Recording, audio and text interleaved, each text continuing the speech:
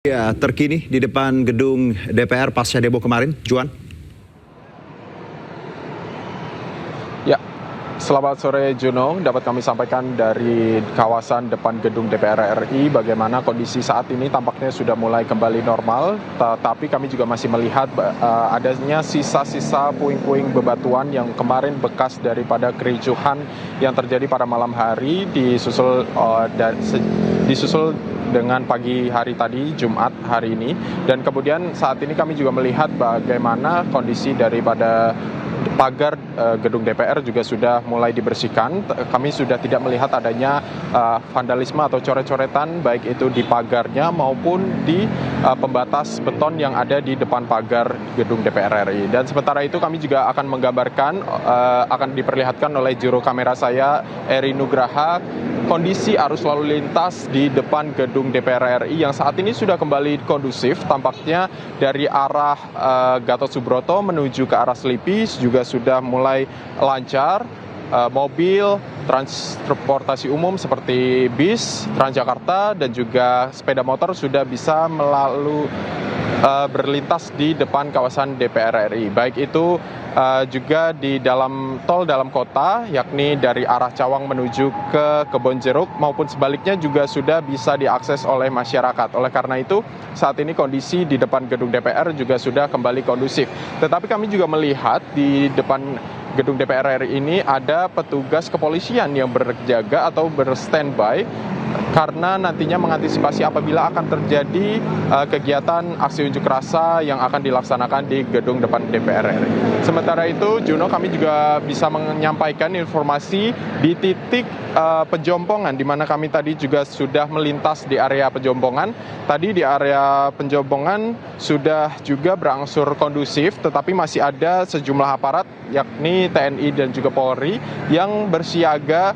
Sejumlah aparat disiagakan di kawasan Pejompongan guna juga mengantisipasi apabila terjadi kembali demo susulan ataupun juga kericuhan yang akan terjadi di kawasan Pejompongan. Dan kami juga dapat kami sampaikan bahwa fasilitas umum yang sempat dirusak oleh oknum tidak bertanggung jawab, yakni CCTV yang ada di kawasan Pejompongan, juga tadi kami melihat sudah mulai diperbaiki.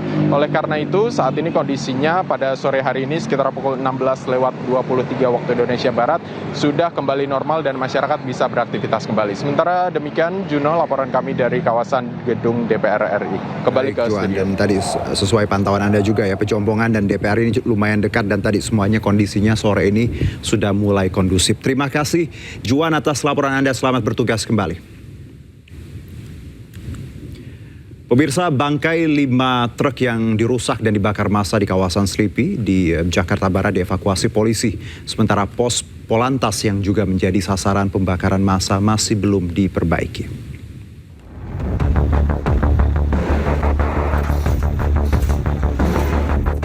Petugas dari Kepolisian Lalu Lintas Satuan Wilayah Jakarta Barat mengevakuasi 5 bangkai truk yang telah dirusak dan dibakar massa di kawasan Selipi, Jakarta Barat. Kelima bangkai truk ini diderek dan diamankan ke kantor unit Laka Lantas Satuan Wilayah Jakarta Barat. Sementara pos Polantas yang juga menjadi sasaran pembakaran massa masih belum diperbaiki. Kerusakan terlihat pada sejumlah bagian bangunan termasuk dinding. Bagian dalam pos terlihat menghitam akibat dilalap api, sementara pecahan kaca dan sejumlah material bekas pembakaran masih berserakan. Saat ini arus lalu lintas dari arah DPR menuju Selipi dan Tomang, Jakarta Barat kembali normal atau dapat dilalui oleh seluruh kendaraan. Dari Jakarta, Miftahul Gani, iNews melaporkan. Pagar utama gedung DPR RI yang mengalami kerusakan akibat ricuh unjuk rasa kemarin mulai diperbaiki. Sejumlah juru las didatangkan ke lokasi untuk melakukan perbaikan besi pagar yang rusak.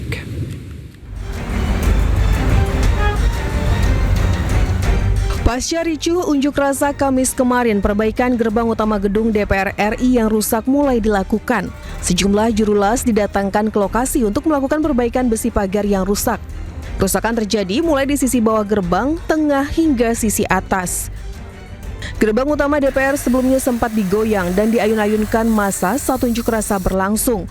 Selain itu, coretan cat semprot pada dinding gerbang DPR sebagian besar telah dibersihkan. Dari Jakarta Pusat, Rani Sanjaya, iNews melaporkan. Ya, Polda Metro ungkap pelaku perusakan hingga pembakaran di sekitar gedung DPR. Tindakan tersebut ulah kelompok perusuh yang sengaja mengganggu ketertiban umum.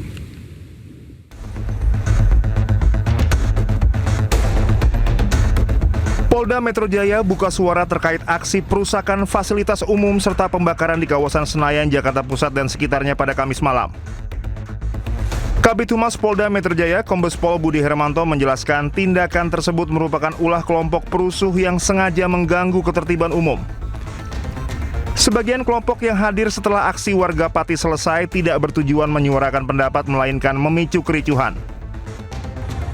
Sementara Gubernur Jakarta, Pramono Anung akan mengerahkan tim untuk menyelidiki kerusakan fasilitas umum pasca aksi penyampaian pendapat di depan gedung DPR MPR RI.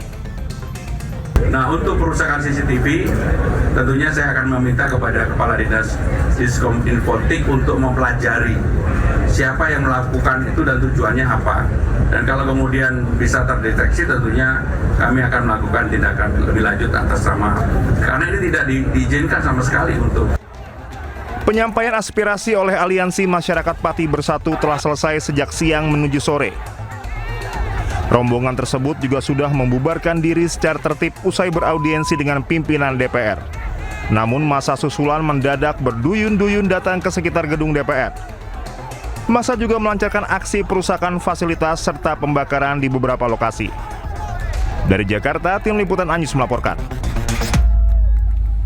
Ya, pasca aksi unjuk rasa, petugas gabungan TNI Polri menggelar patroli di kawasan Durensawit, Jakarta Timur.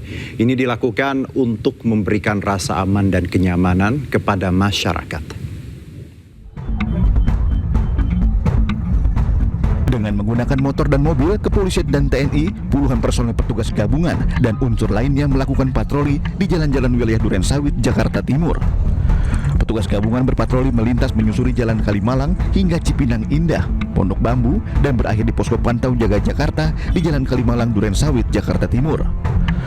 Patroli ini dilakukan sebagai bentuk antisipasi gangguan Kamtibmas pasca unjuk rasa berujung kericuhan tadi malam.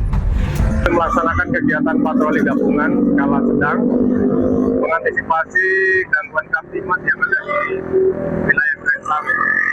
Utamanya adalah kita mengantisipasi bubaran rekan-rekan yang melakukan unjuk rasa di gedung DPR MPR. Alhamdulillah sampai pada malam hari ini sekira jam 10.30 situasi Kamtibmas masih relatif kondusif. Kehadiran petugas diharapkan bisa memberikan rasa aman dan kenyamanan kepada masyarakat sekitar terhadap gangguan Kamtibmas. Dari Jakarta, Rizky Paluvi, iNews melaporkan. Ya, pemirsa, Supriyono alias Botok bersama massa Aliansi Masyarakat Pati Bersatu menjadi sorotan setelah meninggalkan kawasan gedung DPR RI Senayan, Jakarta pada Kamis siang.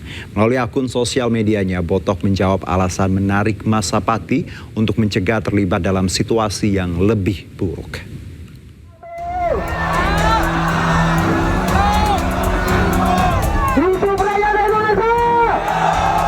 Supriyono alias Botok bersama massa Aliansi Masyarakat Pati Bersatu menjadi sorotan setelah meninggalkan kawasan gedung DPR RI Senayan, Jakarta pada Kamis siang. Botok dan massa AMPB diketahui sempat masuk ke kompleks parlemen setelah sebelumnya menyampaikan aspirasi di depan gedung DPR RI. Kehadiran Botok dan perwakilan warga Pati tersebut berkaitan dengan tuntutan AMPB yang salah satunya mendesak DPR RI dan pemerintah mempercepat pembahasan hingga pengesahan rancangan Undang-Undang Perampasan Aset. Melalui pernyataannya, Botok menyampaikan terima kasih kepada para driver ojol, masyarakat Jabodetabek, serta masyarakat Indonesia yang memberikan dukungan terhadap aksi AMPB.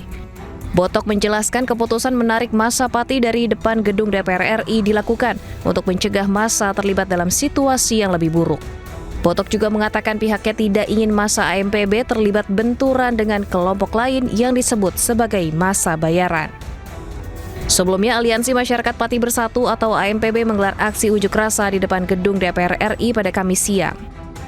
Massa Aliansi Masyarakat Pati Bersatu atau AMPB membubarkan diri setelah mendengarkan hasil audiensi perwakilan AMPB dengan pimpinan DPR. Tim Liputan iNews melaporkan. Komisi 3 DPR RI menegaskan mempercepat pembuatan rancangan undang-undang RUU perampasan aset. Targetnya RUU perampasan aset disahkan pada Desember 2026 mendatang. Di tengah gelombang aksi unjuk rasa, DPR RI tetap menggelar rapat paripurna ketiga masa sidang 2026-2027. Salah satunya membahas rancangan undang-undang atau RUU perampasan aset. Ketua Komisi 3 DPR RI Habibur Rahman memastikan RUU perampasan aset disahkan paling lambat 15 Desember 2026 saat rapat paripurna DPR. Jika dihitung waktu efektif masa sidang DPR tahun ini, maka waktu pembahasan RUU perampasan aset tersisa 8 minggu. Saya katakan bahwa ini bukan lagi target, tapi sudah dapat dipastikan Undang-Undang perampasan aset paling lambat akan kita sahkan di rapat paripurna di bulan Desember tahun 2026. Mengapa Undang-Undang perampasan aset ini relatif lebih memakan banyak waktu dalam pembentukannya dibanding undang-undang yang lain? Misalnya dengan KUHP atau dengan Undang-Undang Polri. Sebab Undang-Undang perampasan aset itu adalah undang-undang yang membahas sebuah konsep yang sama sekali baru. Belum ada undang-undang tentang perampasan aset yang sebelumnya yang kita miliki. Kalau KUHP kan sudah ada KUHP yang lama, kita tinggal kritisi KUHP yang lama, kita dapat pasal-pasal yang kita perbaiki. Karena itu, Komisi 3 akan maksimal menggelar rapat dengar pendapat atau RDP untuk menyerap aspirasi. Selain itu juga menggelar rapat kerja dengan pemerintah membahas daftar inventarisasi masalah hingga pengesahan pada Desember mendatang. Dari Jakarta, Tim Liputan iNews melaporkan. Bu, langsung bawa ke rumah sakit, Bu. Seorang lansia dan 2 balita menjadi korban kebakaran yang melanda rumah di kawasan Jalan Cendana Timur, Karangrejo, Banyumanik, Kota Semarang, Jawa Tengah. Jeritan histeris tetangga melihat ketiga korban yang dipenuhi luka bakar. 2 balita yang menjadi korban sempat menjalani perawatan di Rumah Sakit Hermina Banyumanik, namun kondisi keduanya terus memburuk hingga akhirnya dinyatakan meninggal dunia. 2 balita tersebut berusia 2 tahun dan 4 tahun, sementara seorang lansia yang diketahui merupakan asisten rumah tangga dan tunarungu mengalami luka bakar serius. Saat kebakaran terjadi, kedua orang tua korban tengah berada di luar rumah. Tahu saya teriak, saya tidak memperhatikan, cuma dengar ledakan, langsung saya teriak. Terus yang kena luka-luka siapa aja, Mbak? Ya 3 itu. Yang jelas kebakaran ini kita belum tahu penyebabnya. Informasi yang kita dapat ada tabung yang meledak tadi informasinya. Petugas kepolisian melakukan pemeriksaan di lokasi untuk mengetahui penyebab pasti kebakaran. Dugaan sementara kebakaran dipicu kebocoran gas yang kemudian menyambar sumber listrik yang dalam kondisi menyala. Dari Semarang, Jawa Tengah, Andre Aprianto, iNews melaporkan.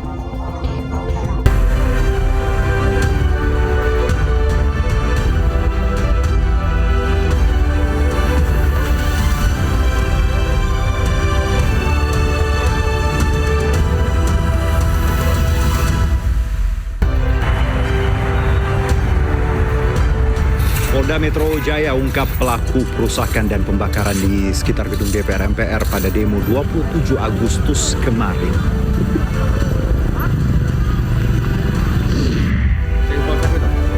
Penggugat ijazah Jokowi ajukan pencabutan perkara di Pengadilan Negeri Surakarta, namun Jokowi ingin perkara tetap dilanjutkan.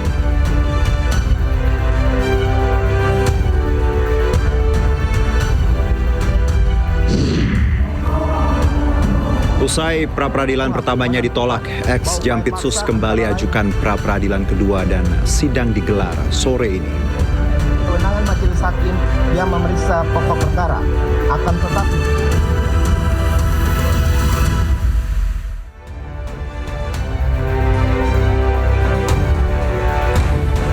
Selamat sore pemirsa, demikian tadi berita pilihan iNews Sore. Saya Herjuno Syaputra. Kita awali iNews Sore hari ini dengan informasi terkait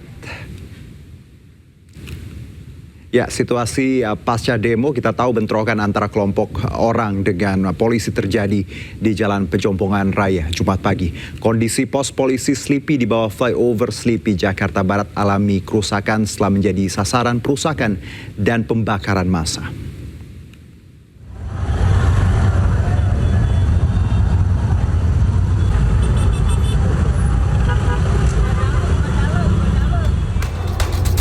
Bentrokan antara sekelompok orang dengan polisi masih terjadi di Jalan Pejompongan Raya Tanah Abang, Jakarta Pusat pada Jumat pagi.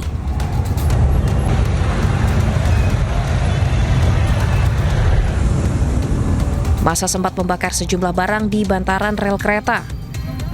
Situasi yang sempat memanas akhirnya mereda setelah aparat TNI diterjunkan ke lokasi. Kondisi pos polisi Slipi di bawah flyover Slipi Jakarta Barat tampak mengalami kerusakan setelah menjadi sasaran perusakan dan pembakaran massa pada Kamis malam. Selain itu, sejumlah separator Transjakarta juga terdampak. Bangunan pos polisi tersebut dibalut kain putih yang mengelilingi area bangunan, sementara arus lalu lintas terpantau kembali normal.